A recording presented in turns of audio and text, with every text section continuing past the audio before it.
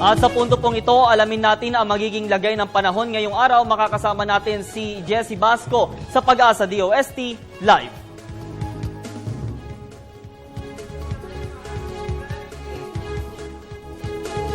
Morning Pilipinas, live mula sa Pag-asa DOST at alamin na po natin ang latest sa lagay ng panahon.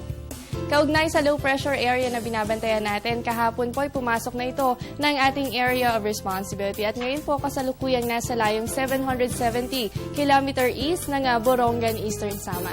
Ayon po kay Pag-asa Weather Forecaster Glyza Esculiar ay mataas po ang tsansa na ma-develop ito sa pagiging isang bagyo. At kung sakaling man po na maging isang bagyo to, ang magiging kilos po nito o yung track nito ay west-northwest. So asahan po natin na yan po ay magdadala ng mga pag-ulan sa mga susunod na araw po yan dito sa bansa natin. Para po sa ating daily forecast, no, dahil po dito sa LPA, ang Mindanao po, extreme northern Mindanao, kasama rin po ang Zamboanga Peninsula at Caraga, ganun din po ang buong Visayas, kayo po ay makakaranas ng mahina hanggang sa katamtamang pag-ulan. At para naman po dito sa atin, sa Metro Manila, good news po dahil fair weather conditions pa naman ang mararanasan natin sa mga susunod na oras, liban na lamang po sa mga pulupulong pag-ulan o pagkilat at pagkulog. At hindi lamang po yan dito mararanasan sa Metro Manila, kundi na rin pati sa ibang bahagi pa ng Luzon. So ayan po yung magiging lagay ng panahon natin sa mga susunod na oras. Samantala, alamin naman po natin ang magiging pagtaya naman ng temperatura sa bansa. Unahin po natin dito sa Luzon. Sa Baguio City po, meron kayong 16 to 25 degrees Celsius at fair weather conditions po nga asahan natin, liban na lamang sa mga pulupulong pag-ulan o pagkidlat at pagkulog. Dito naman po sa Tugigaraw, meron kayong 25 to 34 degrees Celsius at good weather conditions din po tayo dyan sa mga susunod na oras. Samantala, para po sa Visayas, sa Bacolod at Iloilo City, meron po kayong 25 to 31 degrees Celsius at dulot nga po nitong LPA, kayo ay makakaranas ng mataas na tsansa ng mga pag-ulan, ganun din po ang pagkidlat at pagkulog.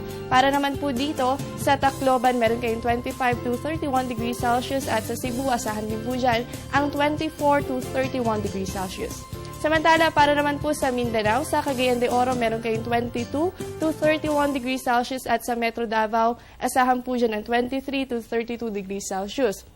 Habang dito naman po sa Zamboanga, meron kayong 25 to 33 degrees Celsius at sa inyong areas, asahan po natin na mataas din ang chance na makaranas kayo ng mga pag-ulan. Ganun din po ang pagkidlat at pagkulog at dulot nga po yan ng low pressure area na nasa silangang bahagi po ng inyong mga lugar.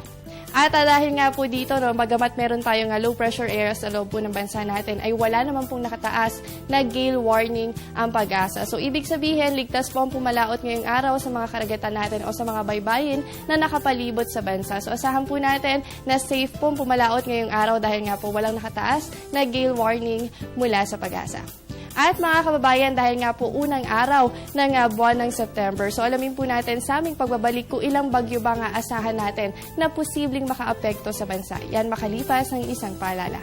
Mga kababayan, dapat din po ay paghandaan natin kung ilang bagyo ba ang posibleng makaapekto sa bansa natin ngayong buwan ng September. So for the month of September, ayon po sa climatological records ng Pag-asa, ay meron po tayong inaasahan ng 2 hanggang 3 bagyo na posibleng magdala o makaapekto nga po sa bansa natin. At papaano nga ba ang magiging trajectory nito? Kung makikita niyo po sa ating screen, 2 po mula dito sa 3 bagyo, inaasahan po na magla-landfall. At kung sakali man pong mag-landfall, yan po ay sa bahagi ng northern Luzon o kaya naman po sa may extreme northern Luzon.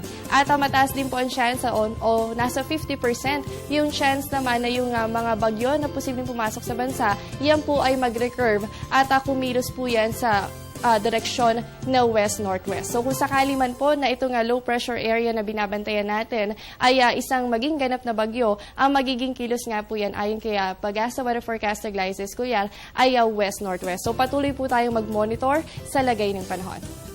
At yan muna ang latest mula dito sa Pag-asa DOST, manatiling nakatutok sa Panahon TV, kung saan walang pinipiling panahon ang pagbibigay impormasyon. Ako po ang inyong nakasamang inyong weather body, Jessie Basco, na nagsasabing walang dadaig sa taong may alam at laging handa. Magandang umaga. Maraming salamat sa iyo, Jessie Basco mula sa Pag-asa DOST. At yan po ang mga balitang tampok at aming nakalap ngayong umaga. Tuloy lang ang pagtutok sa inyong telebisyon ng bayan. O saktong 115 days bago ang Pasko nakasama ninyo sa Vermont Monday edition ng GMB Balita. Ako po si Julius D. Samburon. Balik tayo sa ating GMB Barkada. Maraming salamat sa iyo, Julius. Este Samboron,